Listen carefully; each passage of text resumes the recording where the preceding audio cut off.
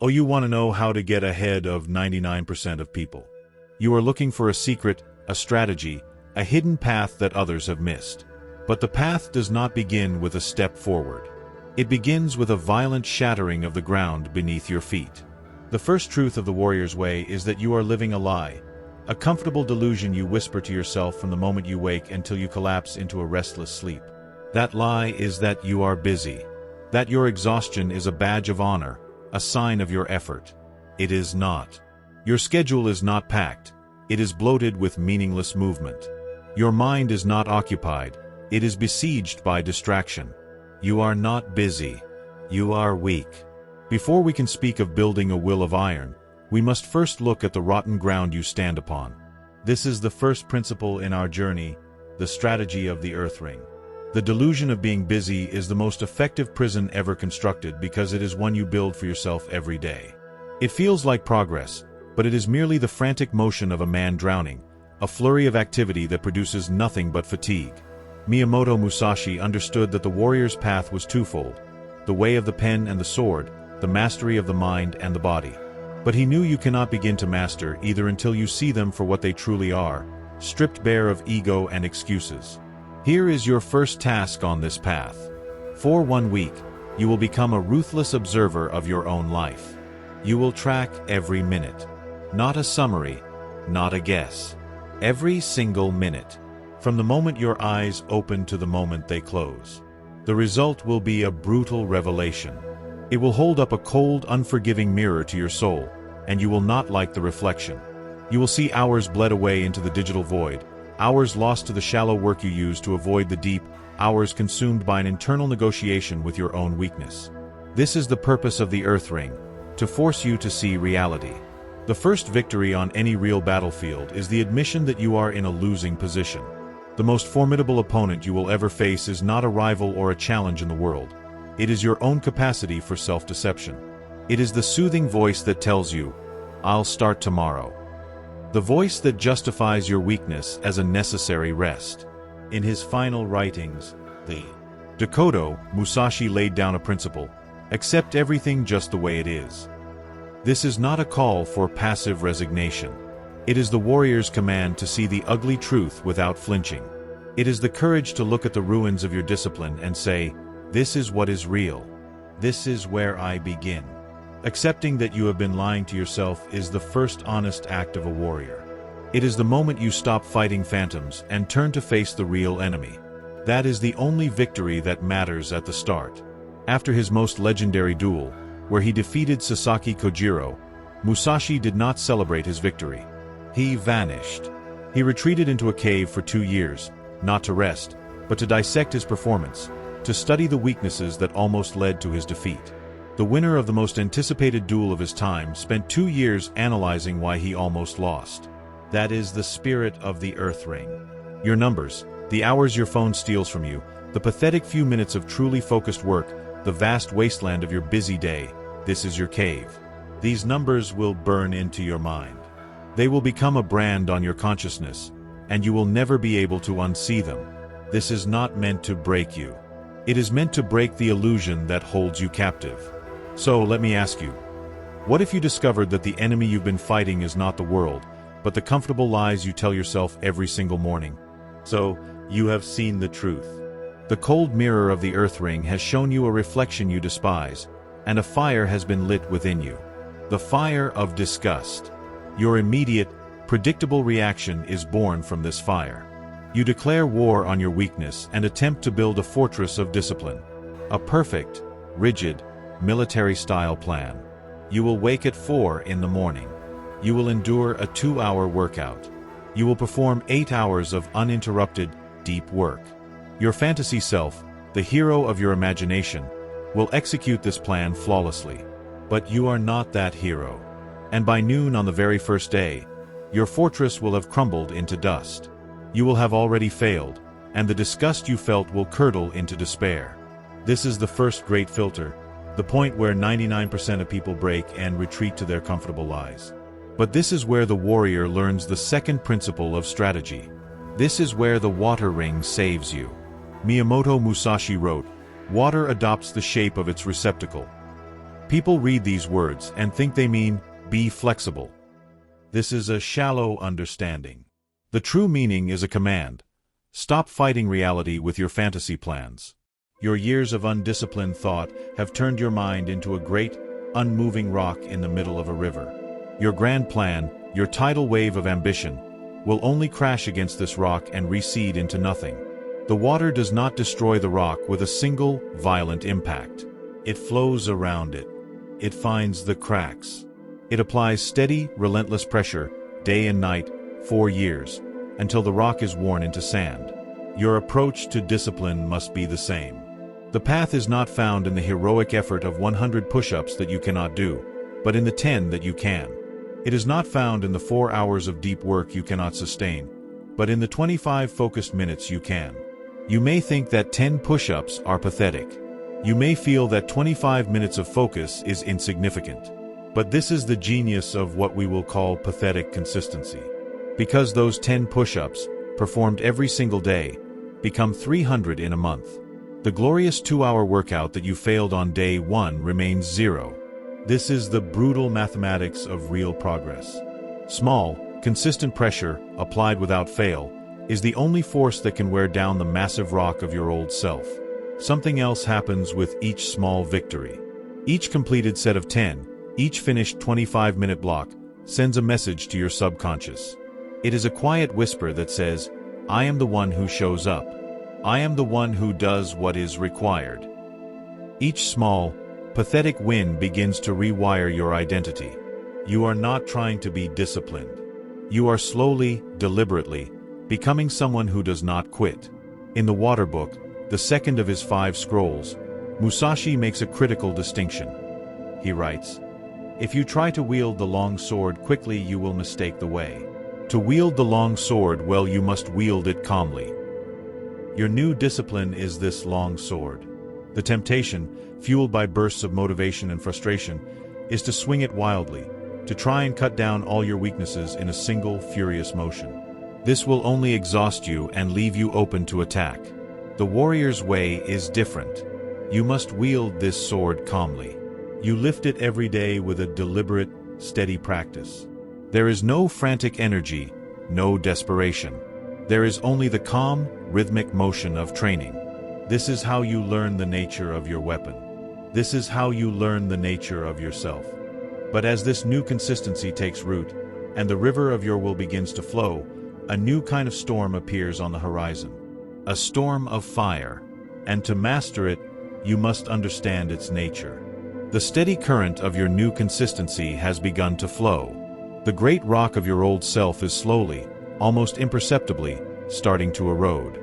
You are winning small victories, and for the first time, you feel the momentum. And it is precisely here that a new enemy rises to meet you, an enemy born from your own progress. This enemy is a storm of unfocused emotion. It is the sudden, hot anger you feel at your own slow progress. It is the bitter envy that poisons your mind when you see others who are further ahead. It is the chaotic, internal fire that threatens to burn your new discipline to the ground. In his scrolls, Musashi is clear. The fire book is about fighting. But the undisciplined man fights like a wildfire, consuming everything, including himself, in a blaze of random rage. The warrior learns to fight like a forge, channeling all of that chaotic heat into a single focused point, transforming raw material into a blade of tempered steel. The 99% are slaves to their emotions. They act because they feel like it. They lash out in anger, they retreat in fear, they preen with pride. The warrior is different. The warrior acts from purpose. Before you enter any conflict, any task, any day, you must learn to define your objective in one clear, unshakable sentence. Ask yourself, what outcome here would actually serve my long-term goals? This purpose is not a fleeting wish. It is your anchor in the emotional storm. When the waves of frustration and doubt crash against you, you hold to this anchor. It is the singular point of clarity in a world of chaos. While others are tossed about by the shifting tides of their feelings, you remain fixed, your gaze locked on the horizon. Your actions are no longer a reaction to the moment. They are a deliberate step toward your defined victory. This does not mean you become a machine, devoid of feeling. That is a coward's interpretation. A warrior does not deny his emotions. He uses them as fuel. That burning anger you feel about your own mediocrity is not the problem. It is the energy source. The only question is where you aim it. Aim that fire at yourself, and you will self-destruct in a cycle of shame and guilt. Aim it at the world, and you will become bitter and resentful. But if you aim it at your weakness, at the specific habit, the precise point of failure, you will evolve. That anger becomes the heat that forges a stronger will. The jealousy you feel becomes the intelligence that reveals a path you have not yet considered. Emotion is not your enemy. Emotion, when aimed by purpose, is your most powerful weapon. In his strategy, Musashi describes a technique called the continuous cut, the ability to strike the head, hands, and legs of an opponent in one single, fluid motion. A clear purpose is what makes this possible in your life. When your objective is absolute, every small action becomes part of this unstoppable cut. The 10 push-ups are not just exercise, they are a strike against physical weakness. The 25 minutes of focus are not just work, they are a strike against distraction. The page you read is a strike against ignorance. There are no more wasted movements because every action, no matter how small, is connected by the thread of your singular purpose. They are all part of the same fluid, powerful motion toward your goal. So look at your life, at your day. Are your actions scattered sparks, dying out in the darkness? Or are they the focused flame of a forge, shaping your very destiny? You have begun to channel your inner fire. Your actions are no longer scattered sparks but the focused flame of a forge, shaping your will. But a perfectly forged blade is useless if you do not understand the nature of the battle you are in. A fire that burns with purpose in isolation is just a signal fire in an empty wilderness. To truly get ahead, to move beyond the confines of your own struggle, you must learn to read the winds of the world around you. You must understand the strategies of others. This is the fourth principle, the wisdom of the wind ring. Musashi dedicated this entire scroll not to his own techniques, but to the study of other schools of strategy. He knew a fundamental truth that the 99% ignore. It is difficult to know yourself if you do not know others. They are trapped in the prison of their own perspective, blind to the currents that move the world, and so they are perpetually at their mercy. The warrior, therefore, must cultivate a twofold gaze. Musashi called this perception and sight. Sight is what is plainly in front of you. It is the words someone speaks. It is the action they take. It is the surface of reality that everyone can see. The 99% live their entire lives here, reacting to the obvious, and they are always one step behind. Perception is the second gaze. It is the ability to see the spirit behind the action, the intention behind the words, the pattern behind the chaos. Sight is seeing the polite smile. Perception is seeing the envy behind it. Sight is hearing the corporate mission statement. Perception is understanding the currents of fear and ambition that truly drive the organization. You must learn to stop listening to what people say and start observing the patterns of what they do. This is the beginning of strategic vision. This perception leads to what Musashi called foreknowledge, the ability to anticipate what is coming before it happens. This is not a mystical power. It is the simple result of recognizing patterns. A man driven by a fragile ego will always react predictably when his status is challenged. An organization built on a foundation of shortcuts will always have a fatal, predictable weakness. When you understand the underlying patterns of human nature, the element of surprise is removed. You are no longer reacting to the battle. You are observing it from a high ground, seeing the enemy's movements before he has even committed to them. While others are caught in the shock of the immediate moment, you are already preparing for the moment that comes next. This is the essence of thinking strategically. With this understanding, you learn that victory is not about brute effort, but about the correct application of force. A long sword is a superior weapon on an open field, but it is a clumsy encumbrance in a narrow hallway. The 99% have only one weapon, usually brute force, loud assertion, or passive hope, and they apply it to every situation. The warrior assesses the terrain first. The terrain may be the emotional state of a difficult conversation, the political landscape of a project, or the subtle hierarchy of a social gathering. Then, and only then, does he choose his weapon. Sometimes the correct tool is overwhelming action. Sometimes it is strategic patience. And sometimes, the most powerful weapon is silence. You must know when to press the attack and when to let the enemy exhaust himself against your calm. But even with a perfectly forged will and a flawless read of the battlefield, you possess a final vulnerability: your own mind. To protect it, you must enter the void. You have forged your will in fire and learned to move with the adaptability of water. You have learned to read the currents of the world, to see the patterns in the wind. You have a tempered blade and a map of the battlefield. But all of this, all the strategy, all the discipline, all the purpose, is built on a foundation that can still be shattered. That foundation is your own mind. This is the final vulnerability. A mind that can be provoked is a mind that can be defeated. A mind that flinches from the truth of the struggle is a mind that will eventually break. And so, we arrive at the final ring, the one most people will never reach, for it requires a price they are unwilling to pay. We arrive at the Book of the Void. This is not a state of nothingness or apathy. It is the state where the struggle becomes so natural, so complete, that it is no longer a struggle at all. It is where discipline is no longer something you do. It is simply what you are. The 99% are sustained by a lie, the most dangerous lie on the path to mastery. The belief that discipline is a bridge to an easier life. They believe that if they train hard now, they can coast later. If they build the habits, they can eventually cruise on autopilot. This is the fantasy that makes them quit. They endure the hardship, waiting for a destination of ease that does not exist. The warrior must confront a more brutal, more liberating truth. The war never ends. The battle against your own weakness is eternal. You will fight it tomorrow, and the day after, and every day until your last.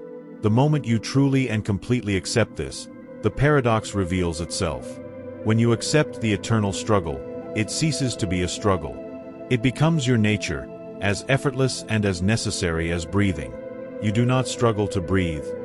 You just breathe. You will no longer struggle to be disciplined. You will just be. From this state of acceptance, you achieve true emotional distance. Musashi taught that the warrior must be determined, yet calm. His spirit settled, yet unbiased. This is what he meant. From the stillness of the void, you begin to see your own emotions as if from a great height. The anger, the fear, the doubt, they are merely clouds passing in the sky. You can observe them, you can note their shape and their color, but you are not the clouds. The 99% are the clouds. They are tossed and turned by every gust of feeling. You are the sky, vast, empty, and unmoved. A mind that cannot be provoked by its own internal weather is a mind that cannot be broken by an external enemy. This is the source of unshakable calm. It is not the absence of emotion, but the transcendence of it. This is the state Musashi described in his final words on the void. In the void is virtue, and no evil. When your mind is finally empty, empty of the clamor of a fragile ego, empty of the gnawing hunger for approval, empty of the fear of loss, your actions become pure. They become direct. They become devastatingly effective. You simply see what needs to be done, and you do it. There is no internal debate. There is no hesitation. There is no part of you fighting against another part of you. There is only the clean, swift movement of will into action. This is the pinnacle of strategy, because there is no strategy left. There is only reality, and your perfect, unobstructed response to it. But to make this state a permanent part of the world, you must learn to wield two swords at once. You have walked the path of the 5 rings. You have shattered your delusions on the earth, learned to flow with the persistence of water, and to strike with the focused purpose of fire. You have learned to read the currents of the wind and found stillness in the great expanse of the void. This is a journey that 99% of people will never even begin. But to integrate this state into the world, to make it an undeniable force, you must learn the final teaching of Musashi's school, the Nitten Ichi Ryu. You must learn to wield 2 swords at once. This is the ultimate separation from the masses, who live their lives in a state of imbalance, either as narrow specialists, blind to the world outside their craft, or as shallow generalists, masters of nothing. The warrior masters duality. The warrior's path has always been twofold, the way of the pen and the sword. One hones the body, the other hones the mind. In the world you now inhabit, this principle is more potent than ever. It is the path of possessing a long sword and a companion sword. Your long sword is your primary craft, your singular obsession. It is the deep, almost inhuman expertise you must cultivate in your chosen domain. This is the skill that makes you formidable. The companion sword is your broad, adaptable knowledge of the world. It is your understanding of psychology, of systems, of communication, of history. It is the skill that makes you strategic. The specialist has only the long sword, and is easily defeated when the terrain changes. The generalist has a collection of daggers, but can never deliver a decisive blow. The warrior wields both. It is a grave mistake, Musashi wrote, to become overfamiliar with one weapon. So you must master your primary craft to a level that others would call obsessive. This is your long sword, and you must learn to wield it broadly, to solve great problems with it. But you must also cultivate your companion sword. This is the weapon for close quarters, for the moments when your main weapon is useless. It is the knowledge of negotiation that allows your technical skill to be valued. It is the understanding of human nature that allows your art to connect. The long sword wins the battle. The companion sword allows you to navigate the world and choose the right battles to fight. One without the other is an incomplete warrior. The true spirit of Musashi's school is the spirit of winning, whatever the weapon and whatever its size. By mastering this duality, you are never without a path to victory. When others are rigid, you are fluid. When they are specialists who see only one way, you are a strategist who sees 10. You move through the world carrying two blades in a world where most carry only one, and many carry none at all. You have the depth of the master and the breadth of the philosopher. This is the final step. This is how you do not just get ahead of the 99%, but leave them behind entirely. The path ahead is not one of motivation, but of practice. This week, your training is simple. Take a piece of paper. On one side, write long sword. Define the single, most important craft you must master to achieve your purpose. This is where you will apply overwhelming, focused effort. On the other side, write companion sword. Define one complementary skill that will make your long sword more effective. For the next 7 days, you will train with both. Dedicate one block of deep, uninterrupted time to your long sword. Then, dedicate a smaller, consistent block of time to your companion sword. Do not fail. Do not make excuses. This is the way. The 99% will continue to drift, distracted and deluded. But for you, the training has already begun.